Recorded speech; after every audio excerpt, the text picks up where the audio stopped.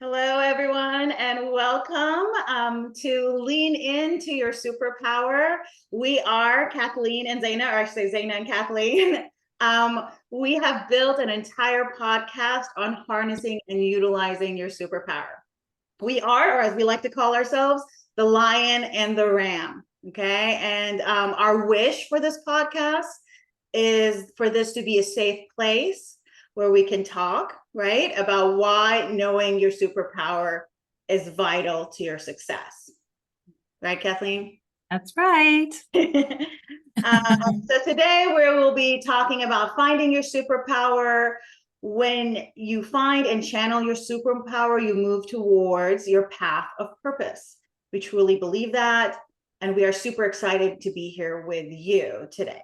But first, what we like to do is kind of a check-in, right? So we call it today's check-in. It's important about being open and vulnerable to who we really are in our path today. And so Kathleen, how are you? How are you today?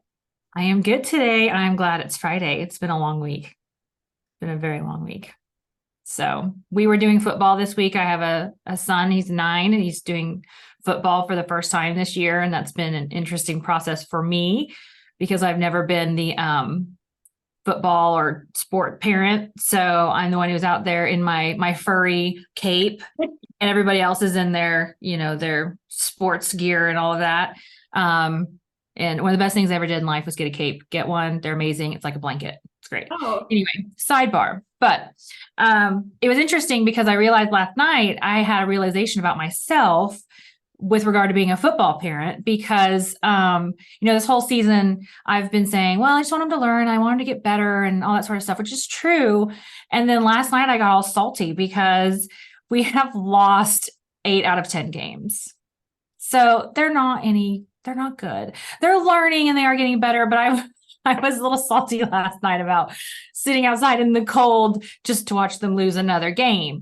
But I then had to check myself and, look at the bigger point is not for them to win, but them to have, fun and to learn and all that sort of thing. But it was interesting to see myself slide into sort of that sport parent role of wanting them to win and all that sort of thing. So it was a little self-discovery moment for me.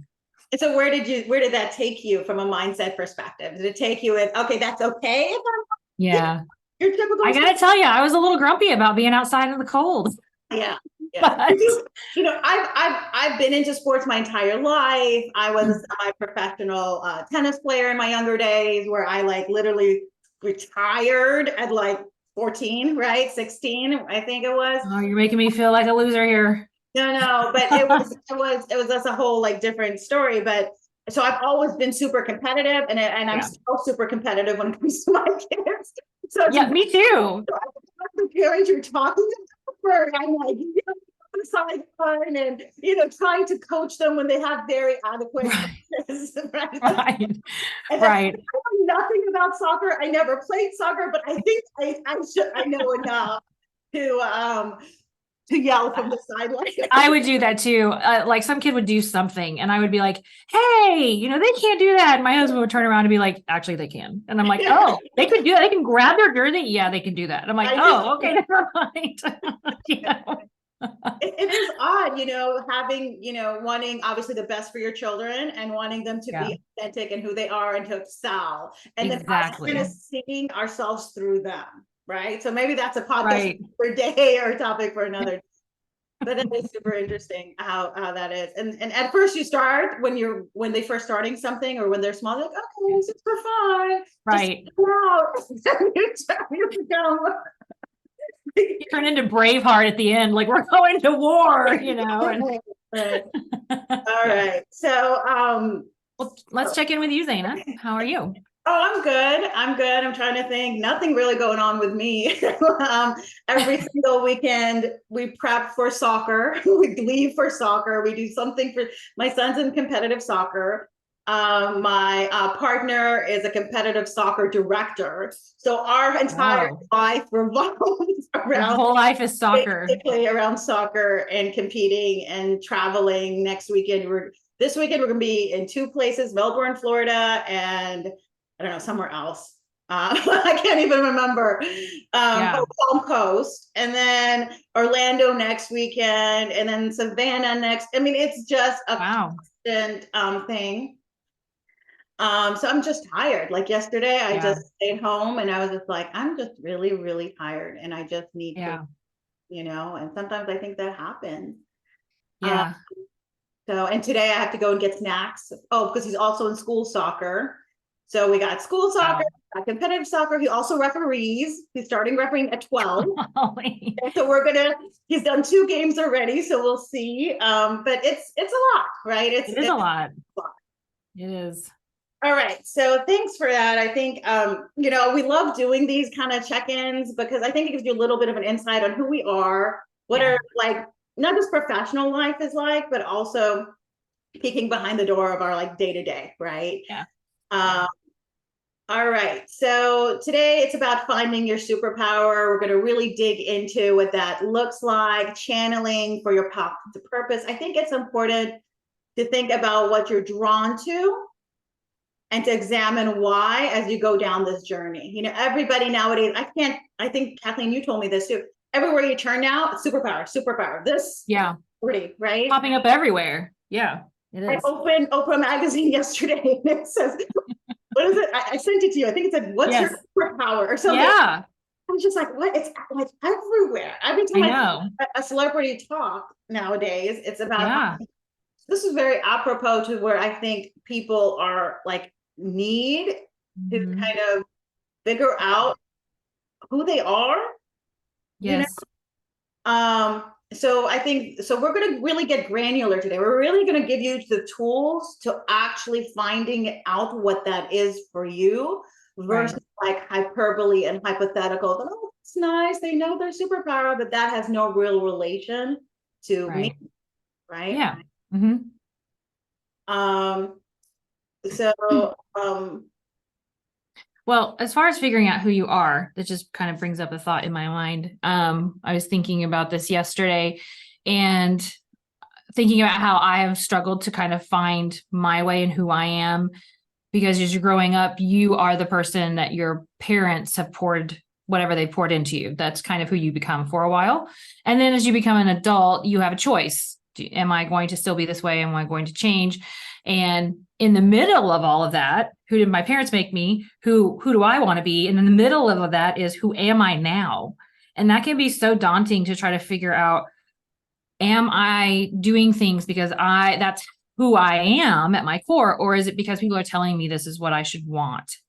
And I've struggled with that myself, even just in life or in my business, is to be like, oh, well, I should go do this type of law because everybody's told me that that's where the money is. And you want to make money when you're doing a business. And then you do that type of law and you hate it. Or, oh, I want to make a lot of money. And I saw somebody on Instagram made a lot of money doing this type of business. I'll go do that business. And then you hate it.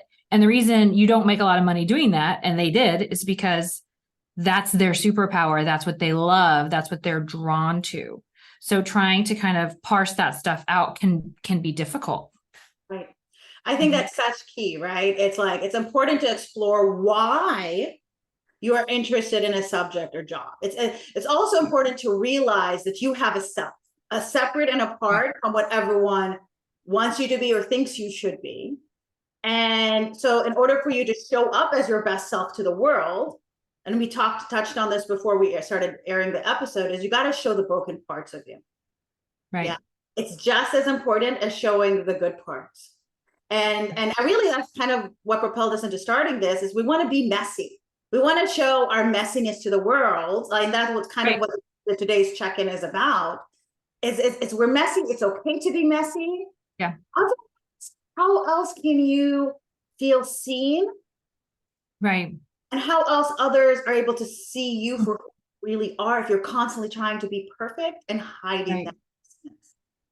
Right. I mean, that's what connects us is the troubles we go through or the problems we're having. That connects us. I've never felt more connected to people than when I was going through something that people knew about.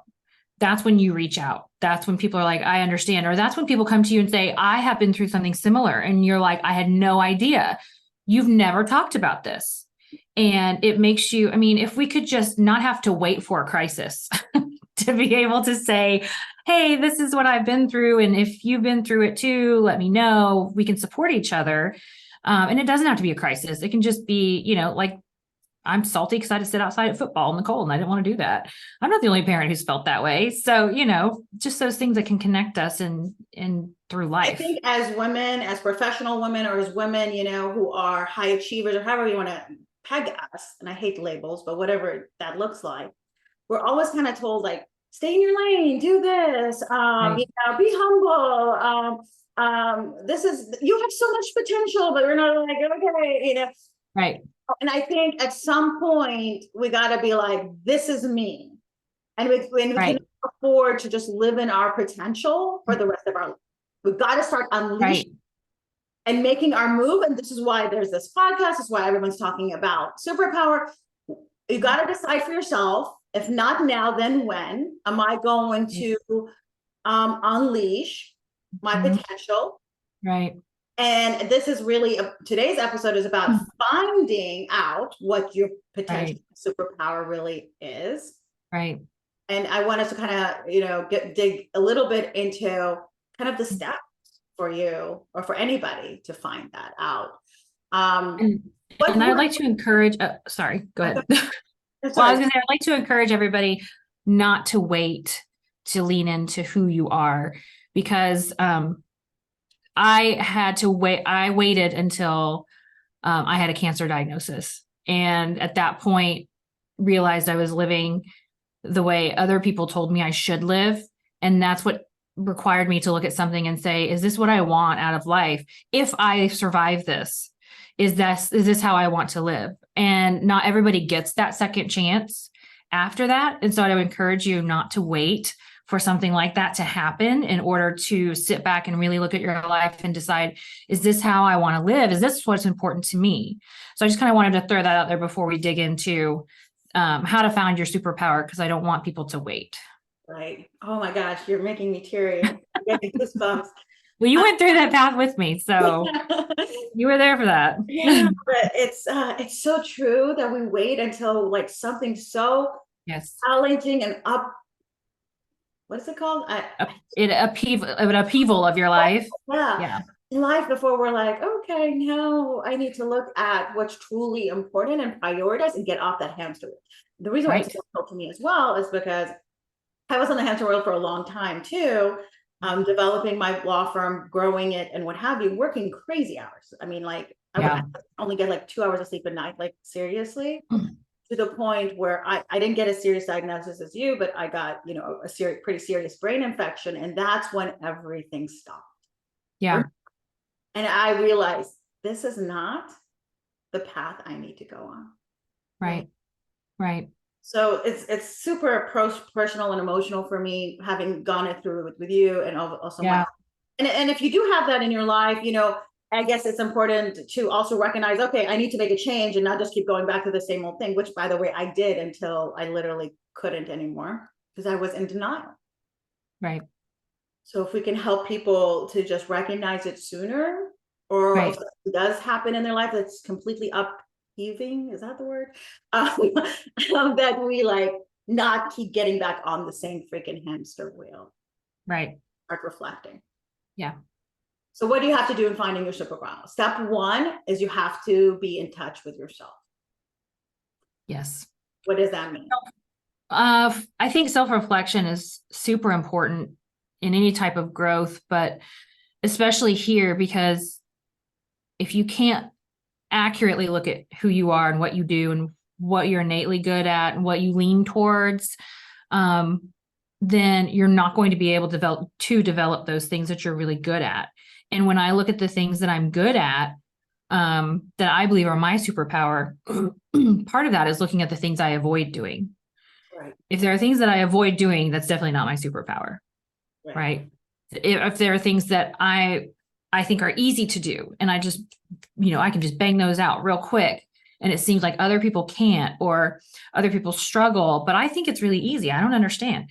That is probably an indication that this might be my superpower. Right. So what you're saying is, first, to feel your gift, to understand what comes naturally to you, to Right. spend some time and, think to yourself or write down, or, what are you innately attracted to? And don't make it bigger than it is, right? Maybe we just love looking at colors and photos. Maybe, like we talked about before, like maybe you have a knack for organization. You love making lists, putting things on calendar, maybe putting things together, and you get satisfied by assembling a piece of, furniture, right? Right. So the point is that finding your superpower is an active choice that requires active listening. And the active listening is not listening to the external forces. Right. It's listening to you, to who Right. are internally. So you got to be able to pick up on it and listen to it. Yeah. And that can be hard to do with all the voices around you. Right. And I think it does take a little bit of work and a little bit of analysis. And sometimes if you want to look back, I always think about me as a kid. If you want to look back at the things that as a kid that you would do, that could be an indication too, because you know how they have that saying that all kids love to color. All kids love to color. Not me. I hated it.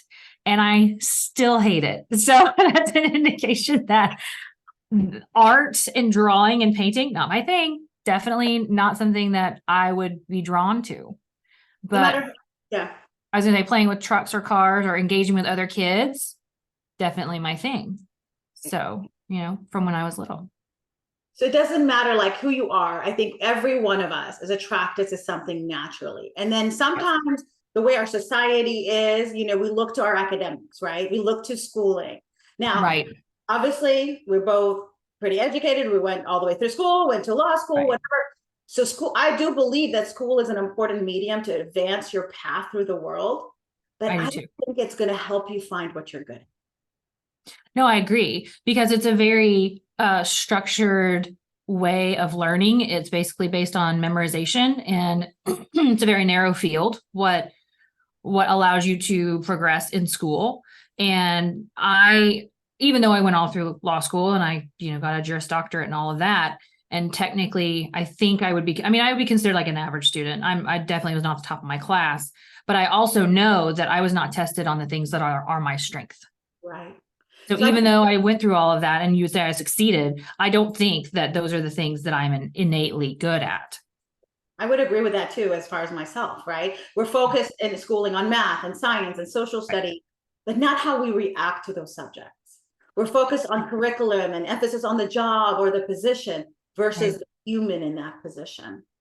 Right. There's so many things that go into that. Now, am I good at analysis? Yes, I am. I'm good at analysis. I'm good at taking facts and law and putting them together. So I am good at that. But there are many other things that I think I'm good at that come into my daily, process, procedure that has nothing to do with school and are not valued as a skill in school. I mean, if you're a social person and you're good at social networking, well, that's not really valued in school. You're a chatty Cathy and you need to be moved away from everybody else.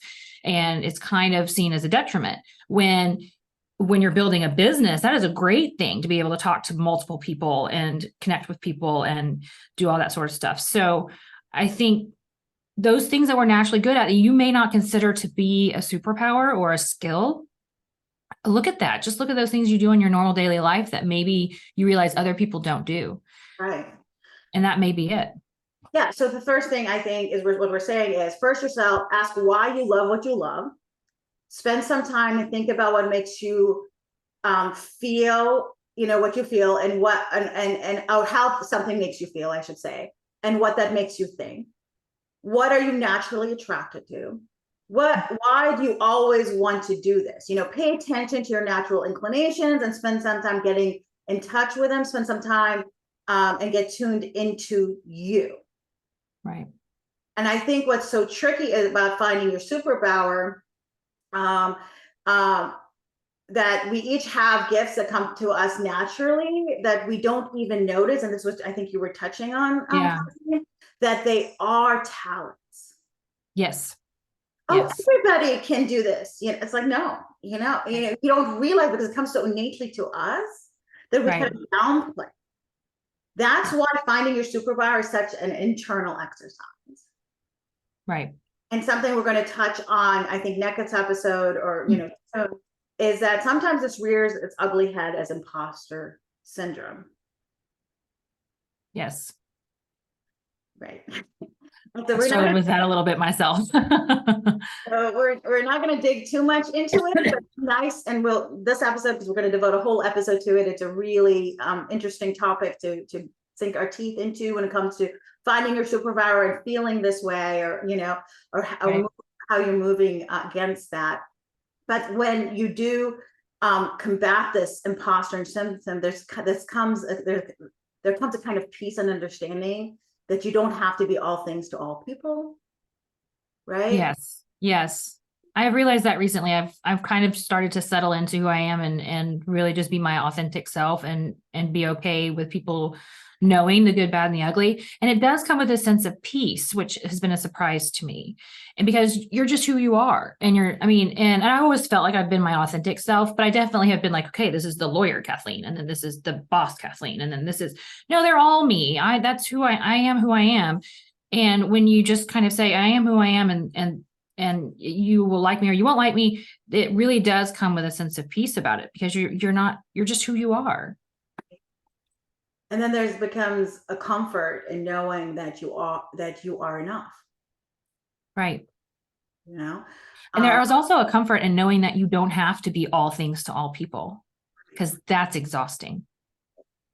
And to be able to say, that's not me, I can't do that, I'm sorry. That's not what I'm good at. And I'm not going to try to force myself into this box to try to make this thing work when it's not going to work, because that's just not what I'm good at. Or say, yeah, I am damn good at this and I deserve this award, and not be apologetic. And I think, it comes more naturally to men. I think so too. I shouldn't say naturally. I think it's more acceptable, because I think it comes naturally to us too, but we're always kind of gauging what we say. We don't want to come across as too much, right? Right. You don't want to come across as instead of being like, yeah, I deserve this, I work freaking hard. Yeah. Get this. We're like, tone it down, because we don't want to make other people uncomfortable. I think some of it. Yeah. Well, a lot of us who have been a lot as children have been told that we are a lot, and that we need to dial it down a little bit to be more, palatable to the general public. Right. And you don't have to do that. Just be you. And I do believe it is more women tend to be told that. I agree. And you have a son and a daughter, and you have two daughters, whatever. But I do too. I have a son and a daughter, and I even kind of see myself, trying not to be that way. But it's like almost so culturally ingrained in us. Yes. Well, I just recently had an event where I handed out awards to local business owners, and we had 2 females, and I think we had a couple of men.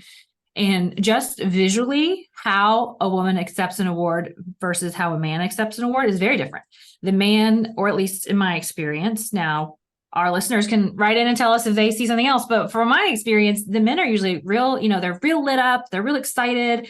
They're, so excited to receive this award, very open to it, and, kind of standing in that joy of that moment. And the women come up and are a little bit meeker and are like, well, and almost apologetic that they've won this. Thank you. That sort of thing. And so just even visually, there seems to be a difference in accepting that sort of accolade. Yeah. So we're going to dive a lot more into that, in the next episode, probably. But, going back to, finding what your superpower is, it's really about tapping into you and listening to what your inner voice and abilities are telling you. It's about tuning out the external world so that you can hear what's going inside yourself.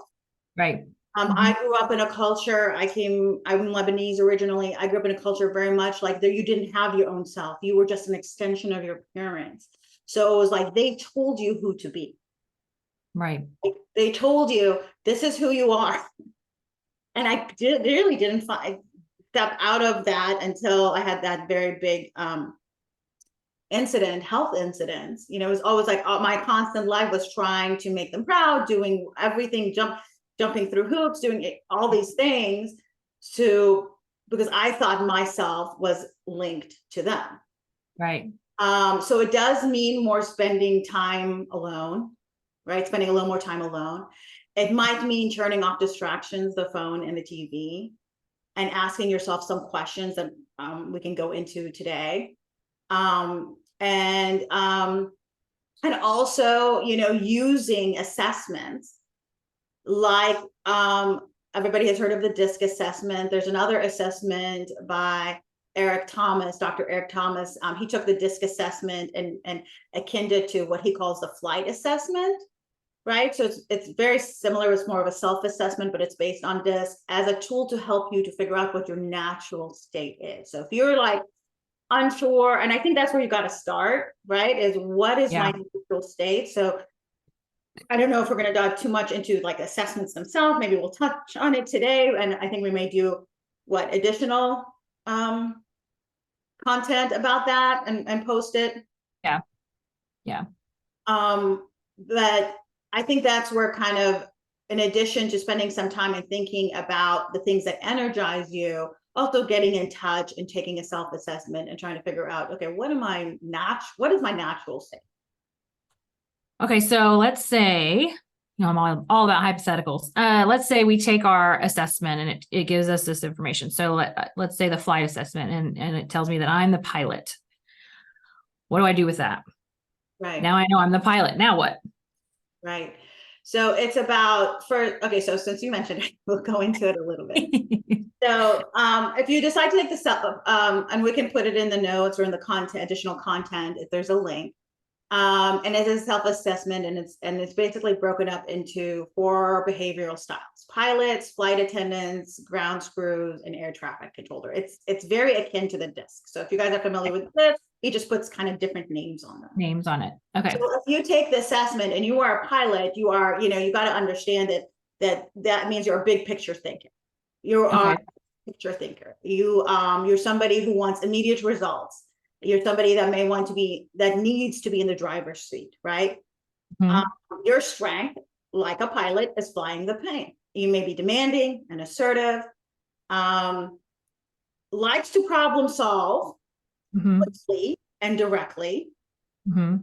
But there's also negative aspects, right? So it's not just, this is amazing, I want to be a pilot. No, but you have to understand that there are some negative aspects to it. It may manifest itself like you make decisions without thinking things through.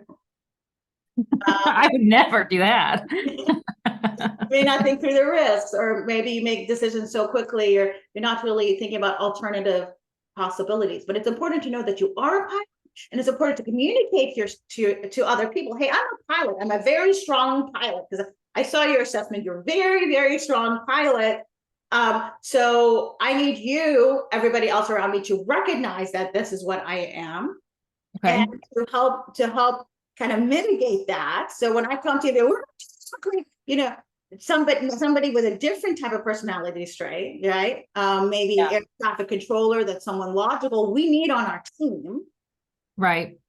So that they can kind of say, okay, well, let's think about this logically. Let's pull you out of the 30,000 foot view, and maybe to mitigate some potential risks, right? Or to think. So we can use this assessment to, show us how we make decisions and how we act, and then maybe to assist us in sort of developing new ways of making decisions. So if I know that I typically will make a decision without all of the information, because I feel like because I'm decisive and I feel like a decision needs to be made, maybe now being self-aware, I can step back and say, okay, I just found this out. I just learned this problem. I don't need to make a decision in the next 30 seconds. Give me 5 minutes. I can take 5 minutes and then kind of start to slow that process down rather than jumping in. Because it's important to know that we're not just one or the other, that we are stronger in one, but and so we're naturally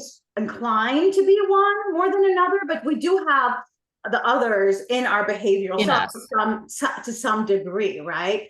So, and we see this in kind of day to day. Our approach shifts depending on whether we are in our natural state or what they call an adaptive state. And when we have to adjust to the people around us, right? Right. And every time we come to somebody and make a decision, they cry. right? We're Yes. like, okay, we need to adjust how we approach this person. Right. Or Right. they break down and fall apart and, have to go to Right. the hospital. I mean, I'm being extreme, but you know what I mean? We're not Yeah. hammering in our natural state. It's human nature to be like, okay, I gotta adapt. I gotta Right. be maybe a flight attendant, which are innovators, are connected through more their emotions and are motivated by being around others more, right? Okay. Yeah. Ground crew is people that are more agreeable, sociable, non-threatening, right? And prefers to support others. So maybe we can Yeah. tap into that. Your ground crew was like 0, but maybe Yeah, it was. I'm not agreeable. maybe you don't have that one, but maybe you can tune into and adapt, to your others. And I think that's a really thing to Yeah. not to understand about yourself, but to communicate it to the people Right. around you, so they don't take Right. offense. If you have somebody Right. in your life that's an important person in your life, or at your work, or part of a team member who is a ground crew, right, or an air traffic controller, and you're not communicating to them, look, this is who I am, this is who you are, and this is our different personalities, and for me Right. to be my best which is in your natural state, this is how I'm going to come across, but please understand Right. it's not personal. Like, we need to have those kind of communications. We do. We do. So important to know Yeah. foundation, what your natural state is. Right. Well, once I started doing this work, it really helped me at work to be able to see what my motivators are and what my communication style is like. And then to have it sort of crystallized in front of you, how you behave when you're stressed. Because when I'm stressed, I do not want people to interrupt me. It stresses me out. It makes it worse for me. And when I realized that, like, I withdraw when I'm stressed out, and that isn't necessarily a good thing, then I can start to identify those behaviors that are working for me or not working for me and start to kind of change those. And it also helped because I do have my staff do this assessment. So I know what motivates them, how they communicate, what's important to them. And then I can try to interact with them in a way that's meaningful to them, because what's important to them isn't necessarily what's important to me. Right. So that's really helped me kind of process those things. Sometimes we go through life, we think, oh, everybody's like us. And they're not. Yeah, you do. You think everybody's like you, and thank goodness everybody's not like me, because we couldn't have 8 Kathleens in this firm. It would be horrible. Be absolutely horrible. So, yeah. So when you're, have that moment and you don't have the distraction and you're thinking about, and asking yourself questions and asking yourself some of the questions we talked about today, ask, one of the things, I don't know if I said this, but, what are the things that you do that energizes you? Yeah. That's a big, big question in finding what your superpower is. The thing that after you finish, you still feel like you can do another hour or 2. Oh, yeah. Oh, yeah. So what is it that's like you get lost in? Yeah. It's funny because I've had a lot of, my schedule's been really hard, and I've been working through lunch and I forget to get lunch or whatever.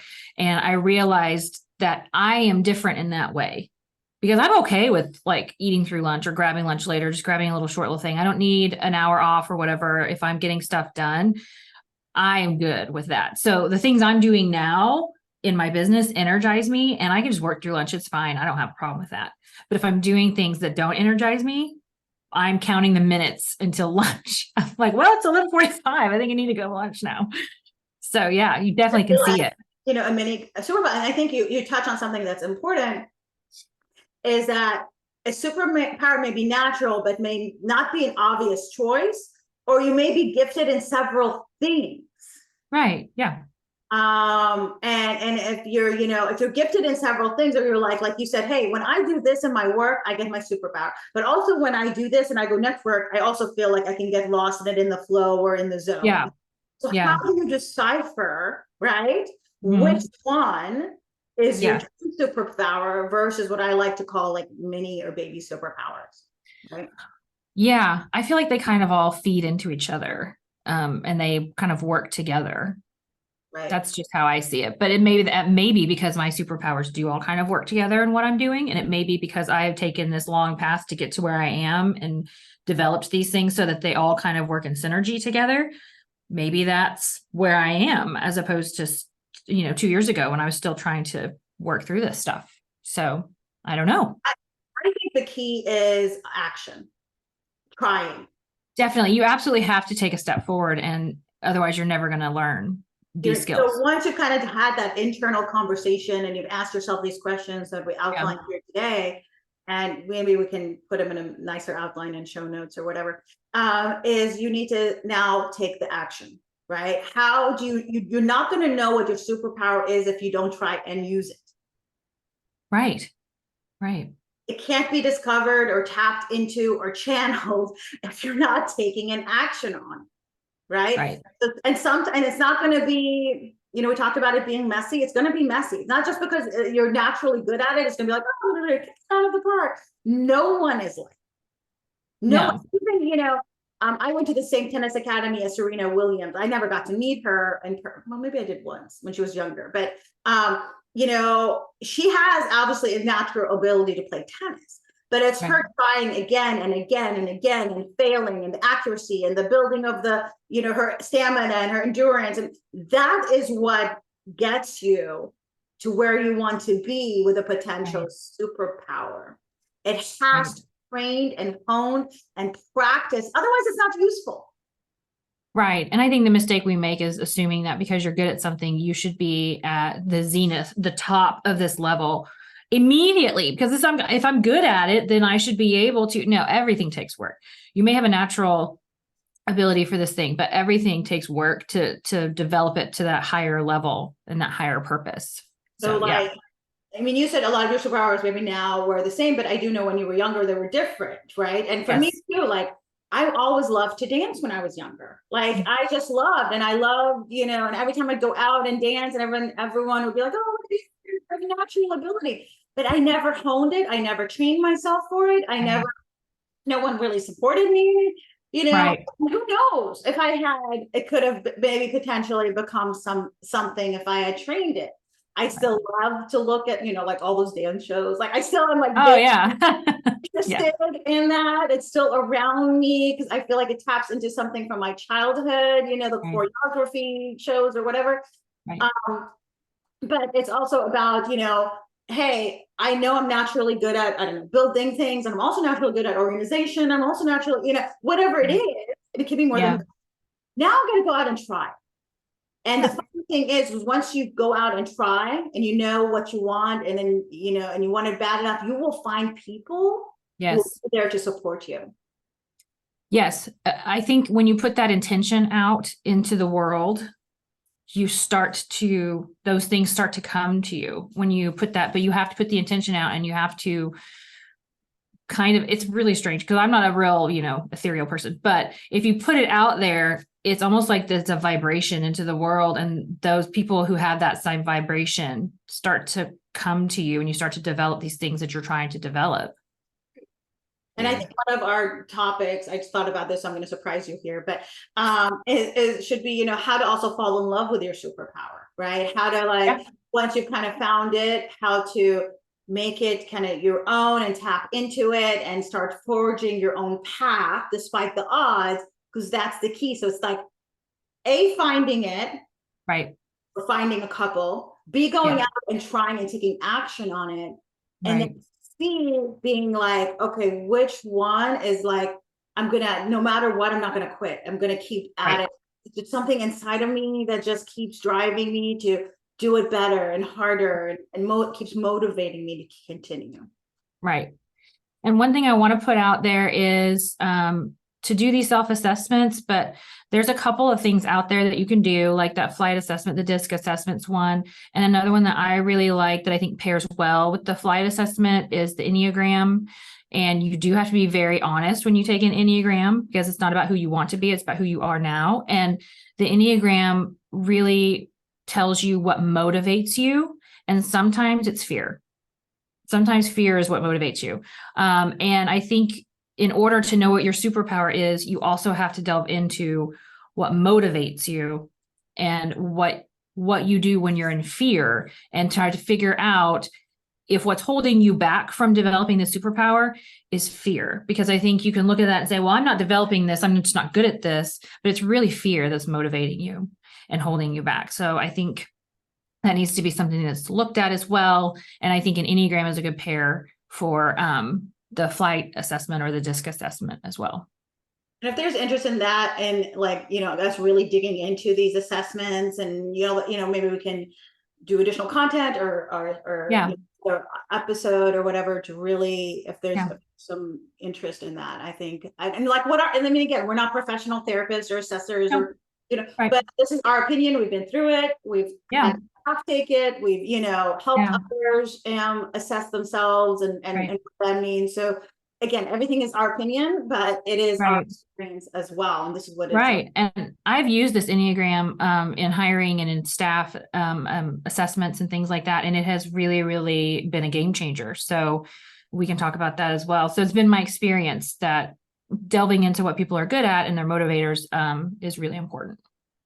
So. Okay, well, I think this is a good time to just kind of end it. And thank you guys so much for joining us. You are the only one that can change your life.